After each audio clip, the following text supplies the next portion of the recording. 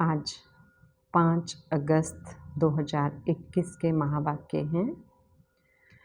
बाबा की मुरली का सार है, मीठे बच्चे, बाबा आए हैं तुम्हारी तकदीर जगाने, पावन बनने से ही तकदीर जगेगी। प्रश्न है, जिन बच्चों की तकदीर जगी हुई है उनकी निशानी क्या होगी? बाबा ने कहा वे सुख के देवता होंगे, बेहद के बाप से सुख का वर्षा लेकर सबको सुख देंगे, कभी भी किसी को दुख नहीं दे सकते। वह हैं व्यास के बच्चे, सच्चे सच्चे सुखदेव। दूसरा पॉइंट बाबा ने कहा, वह 5 विकारों का संन्यास कर सच्चे सच्चे राजयोगी, राज ऋषि कहलाते हैं। तीसरा पॉइंट, उनकी अवस्था एक रस रहती है, उन्हें किसी भी बात में रोना नहीं आ सकता, उनके लिए ही कहते हैं मोह जीत। गीत है, तकदीर जगाकर आई हूँ। ओम शांति। गीत की एक लाइन सुन करके भी मीठे मीठे बच्चों के रोमांच खड़े हो जाने चाहिए। है तो कॉमन गीत, परंतु इनका सार और कोई नहीं जानते। बाप ही आकर हर गीत शास्त्र का सार समझाते हैं। मीठे मीठे बच्चे ये भी जानते हैं कि कलयुग में सबकी तकदीर सोई हुई है, सतयुग में तकदीर जगी हुई रहती है। सोई हुई तकदीर को जगाने वाला और मत देने वाला अथवा तकदीर बनाने वाला एक ही बाप है। वही बैठ बच्चों की तकदीर जगाते हैं। जैसे बच्चे पैदा होते हैं और तकदीर जग जाती है, बच्चा जन्मा और उनको यह पता चल जाता है कि हम वारिस हैं। हूबहू यह बेहद की बात है। बच्चे जानते हैं कल्प कल्प हमारी तकदीर जगती है और सो जाती है। पावन बनते हैं तो तकदीर जगती है। पावन ग्रस्त आश्रम कहा जाता है। आश्रम अक्षर पवित्र होता है। पवित्र ग्रस्त आश्रम, उनके अगेंस्ट फिर है अपवित्र पतित धर्म। आश्रम नहीं कहेंगे। गृहस्थ धर्म तो सबका है ही, जानवरों का भी है।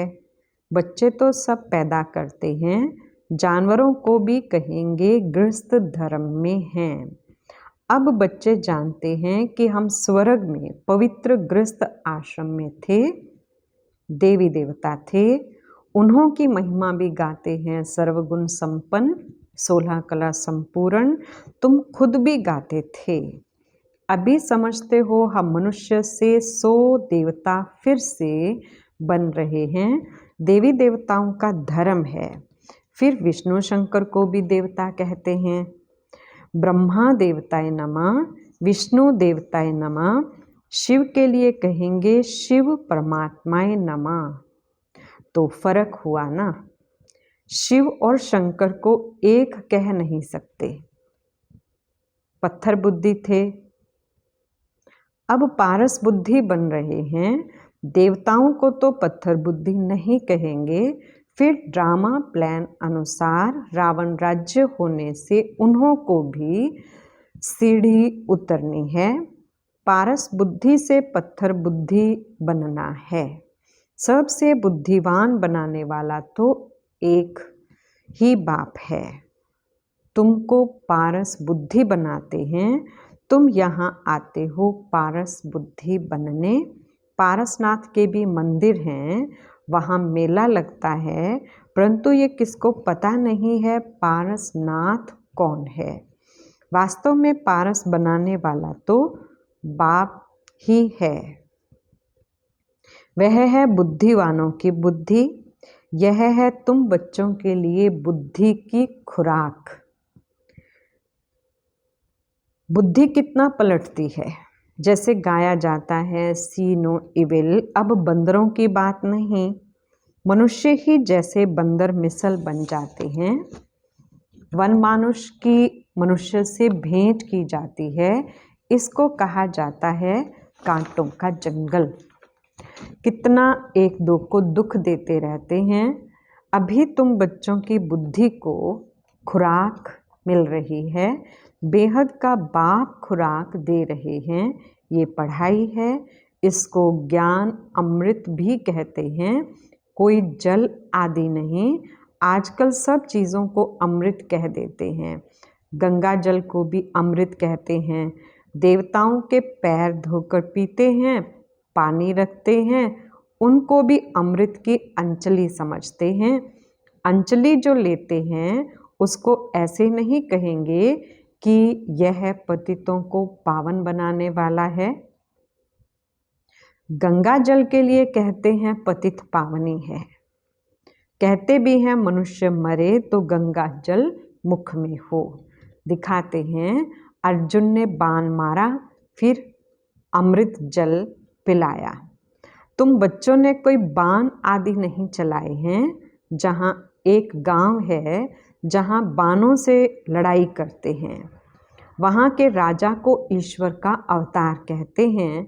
बाप कहते हैं यह सब भक्ति मार्ग के गुरु हैं। सच्चा सच्चा सतगुरु एक ही है। सर्व का सद्गति दाता एक है, जो सबको साथ ले जाते हैं। बाप के सिवाय वापस कोई ले जा नहीं सकता। ब्रह्म में लीन हो जाने की भी बात नहीं। यह नाटक बना हुआ है, जो चक्र अनादि फिरता ही रहता है। वर्ल्ड की हिस्ट्री ज्योग्राफी कैसे रिपीट होती है, यह अभी तुम जानते हो। मनुष्य अर्थात आत्माएं अपने बाप रचता को भी नहीं जानती हैं, जिसको याद भी करते हैं ओ गॉड फादर। हद के बाप को कभी गॉड फादर नहीं कहेंगे। गॉड फादर अक्षर बहुत अदब इज्जत से कहते हैं। उनके लिए ही कहते हैं वह पतित पावन, दुख हरता, सुख करता है। एक तरफ कहते हैं वह दुख हरता, सुख करता है, और फिर कोई दुख होता है, वह बच्चा आदि मर जाता है, तो कह देते ईश्वर ही दुख सुख देता है। ईश्वर ने हमारा बच्चा ले लिया, यह क्या किया। ईश्वर को फिर गालियां देते हैं। कहते भी हैं ईश्वर ने बच्चा दिया है, फिर अगर उसने वापिस ले लिया तो तुम रोते क्यों हो। ईश्वर के पास गया ना। सतयुग में कब कोई रोते नहीं हैं। बाप समझाते हैं रोने की तो कोई दरकार नहीं। आत्मा को अपने हिसाब किताब अनुसार जाकर पाठ बजाना है। ज्ञान ना होने के कारण मनुष्य कितना रोते हैं, जैसे पागल हो जाते हैं। यहाँ तो बाप समझाते हैं अम्मा मरे तो भी हलवा खाना, बाप मरे तो भी हलवा खाना, नष्टो मुहा होना है। हमारा तो एक ही बेहद का बाप है, दूसरा ना कोई। ऐसी अवस्था बच्चों की होनी चाहिए। मोहजीत राजा की कथा भी सुनी है ना। सतयुग में कभी दुख की बात नहीं होती, ना कभी अकाले मृत्यु होती है। बच्चे जानते हैं हम काल पर जीत पाते हैं। बाप को महाकाल भी कहते हैं, कालों का काल। तुमको काल पर जीत पानी है, अर्थात काल कब खाता नहीं। काल ना आत्मा को ना शरीर को खा सकता। आत्मा एक शरीर छोड़ दूसरा लेती है, उसको कहते हैं काल खा गया। बाकी काल कोई चीज नहीं है। मनुष्य महिमा गाते रहते हैं, समझते कुछ नहीं। अच्युतम केशवम बाप समझाते हैं यह 5 विकार तुम्हारी बुद्धि को कितना खराब कर देते हैं।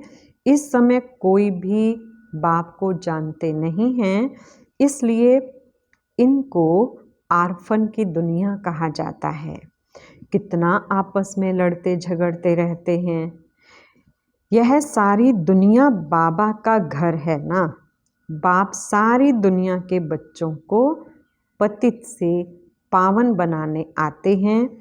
आधा कल्प बरोबर पावन दुनिया थी ना। गाते भी हैं राम राजा राम प्रजा, वहाँ फिर अधर्म की बात हो कैसे सकती। कहते भी हैं वहाँ शेर बकरी इकट्ठे जल पीते हैं, फिर वहाँ रावण आदि कहाँ से आए। समझते नहीं, बाहर वाले तो ऐसी बातें सुनकर हंसते हैं।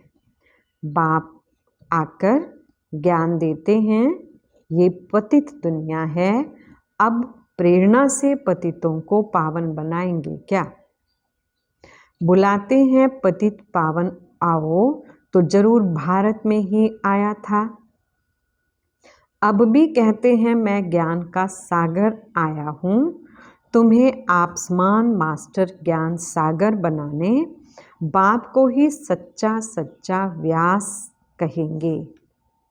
तो यह व्यासदेव और तुम उनके बच्चे सुखदेव, तुम अभी सुख के देवता बनते हो, सुख का वर्षा ले रहे हो व्यास शिवाचार्य से। व्यास के बच्चे तुम हो, परंतु मनुष्य मूंझ ना जाए इसलिए कहा जाता है शिव के बच्चे। उनका असुल नाम शिव। आत्मा को जाना जाता है, परमात्मा को भी जाना जाता है। वही आकर पतित से पावन बनने का रास्ता बताते हैं। कहते हैं मैं तुम आत्माओं का बाप हूँ। कहते हैं अंगूठे में सल है, इतना बड़ा तो यहाँ ठहर भी ना सके, वह तो बहुत सूक्ष्म है। डॉक्टर लोग भी माथा मारते हैं आत्मा को देखने के लिए, परंतु देख ना सकें। आत्मा को रियलाइज किया जाता है। बाप पूछते हैं अब तुमने आत्मा को रियलाइज किया। इतनी छोटी सी आत्मा में अविनाशी पार्ट नूंदा हुआ है, जैसे एक रिकॉर्ड है। पहले तुम देह अभिमानी थे, अभी देही अभिमानी बने हो। तुम जानते हो हमारी आत्मा 84 जन्म कैसे लेती रहती है, इसका एंड नहीं होता।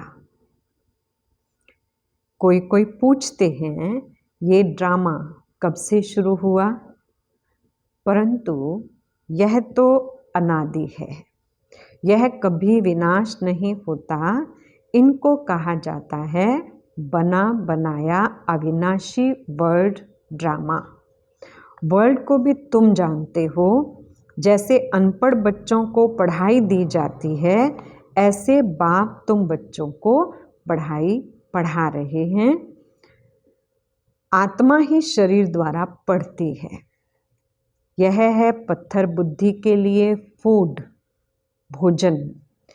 बुद्धि को समझ मिलती है। तुम बच्चों के लिए ही बाबा ने चित्र बनवाए हैं, बहुत सहज है। त्रिमूर्ति ब्रह्मा विष्णु शंकर। अब ब्रह्मा को त्रिमूर्ति क्यों कहते हैं? देव देव महादेव एक दो के ऊपर रखते हैं, अर्थ कुछ भी नहीं जानते। अब ब्रह्मा कैसे हो सकता, जबकि ब्रह्मा को प्रजापिता कहा जाता है। तो सूक्ष्म वतन में वह देवता कैसे हो सकता?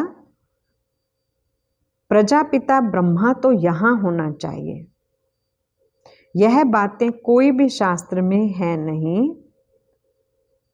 बाप कहते हैं मैं इस शरीर में प्रवेश कर इन द्वारा तुमको समझाता हूँ, इनको अपना रथ बनाता हूँ।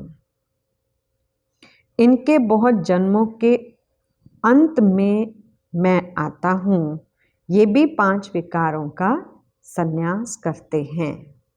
संन्यास करने वाले को योगी, ऋषि कहा जाता है। अभी तुम राज ऋषि हो, तुम प्रतिज्ञा करते हो।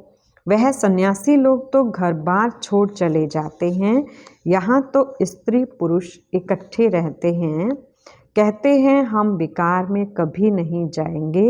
मूल बात है ही विकार की। तुम जानते हो शिव बाबा रचयिता है, वह नई रचना रचते हैं। वह बीज रूप सत चित आनंद का सागर, ज्ञान का सागर है। स्थापना पालना विनाश कैसे करते हैं ये बाप ही जानते हैं। इन बातों को मनुष्य तो जानते नहीं। तुम बच्चे अभी इन सब बातों को जानते हो, इसलिए सबको समझा सकते हो। अच्छा, मीठे मीठे सिकिलधे बच्चों प्रति माता पिता बाप दादा का याद प्यार और गुड मॉर्निंग। रूहानी बाप की रूहानी बच्चों को नमस्ते। हम रूहानी बच्चों की रूहानी बाप दादा को याद प्यार गुड मॉर्निंग और नमस्ते जी।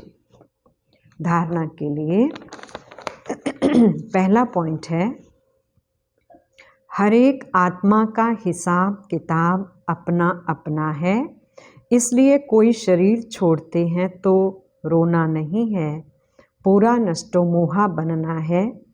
बुद्धि में रहे हमारा तो एक बेहद का बाप, दूसरा ना कोई। दूसरा पॉइंट है, 5 विकार जो बुद्धि को खराब करते हैं उनका त्याग करना है। सुख का देवता बन सबको सुख देना है, किसी को दुख नहीं देना है। वरदान, रहम की दृष्टि द्वारा घृणा दृष्टि को समाप्त करने वाले नॉलेजफुल भव। जो बच्चे 1-2 के संस्कारों को जानकर संस्कार परिवर्तन की लगन में रहते हैं, कभी ये नहीं सोचते कि ये तो हैं ही ऐसे, उन्हें कहेंगे नॉलेजफुल। वे स्वयं को देखते और निर्विघ्न रहते हैं। उनके संस्कार बाप के समान रहम दिल के होते हैं। रहम की दृष्टि घृणा की दृष्टि को समाप्त कर देती है। ऐसे रहमदिल बच्चे कभी आपस में खिटखिट नहीं करते, वे सपूत बनकर सबूत देते हैं। स्लोगन, सदा परमात्मा चिंतन करने वाले ही बेफिक्र बादशाह हैं, उन्हें किसी भी प्रकार की चिंता नहीं हो सकती। मातेश्वरी जी के अनमोल महावाक्य, अखंड ज्योति तत्व, साइलेंस लॉज एंड साकारी दुनिया प्ले ग्राउंड, मम्मा के महावाक्य हैं। मम्मा ने कहा, आत्माओं का निवास स्थान है अखंड ज्योति महातत्व, जहाँ इस शरीर के पाठ से मुक्त हैं, अर्थात दुख सुख से न्यारी अवस्था में हैं, जिसको साइलेंस लॉज भी कहते हैं। और आत्माओं का शरीर सहित पाठ बजाने का स्थान प्लेग्राउंड, ये साकार दुनिया है। तो मुख्य 2 दुनिया हैं, एक है निराकारी दुनिया और दूसरी है साकारी दुनिया। दुनिया वाले तो सिर्फ कहने मात्र कहते हैं कि परमात्मा रचता पालन करता है, संहार करता है, खिलाता है, मारता जलवाता भी वही है, तो दुख सुख देने वाला भी वही है। जब कोई को दुख आता है तो कहते हैं प्रभु तेरा भाना मीठा लागे। अब ये है अयथार्थ ज्ञान क्योंकि यह कोई परमात्मा का काम नहीं है। परमात्मा दुख हरता है, दुख करता नहीं है। जन्म लेना, जन्म छोड़ना, दुख सुख भोगना हर एक मनुष्य आत्मा के संस्कार हैं। शारीरिक जन्म देने वाला माता पिता है, जो भी कर्म बंधन अनुसार बाप बेटे के संबंध में आता है, इसी रीति आत्माओं का पिता फिर परमात्मा बाप है। वो कैसे बेहद रचना की स्थापना पालना करता है, कैसे वो अपने 3 रूप ब्रह्मा विष्णु शंकर का रचयिता है, फिर इन तीनों आकारी रूपों द्वारा दैवी सृष्टि की स्थापना, आसुरी सृष्टि का विनाश और फिर दैवी दुनिया की पालना करवाता है।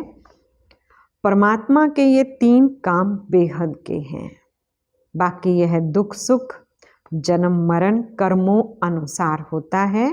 परमात्मा तो है ही सुखदाता, वो कोई अपने बच्चों को दुख नहीं देता। अच्छा, ओम शांति।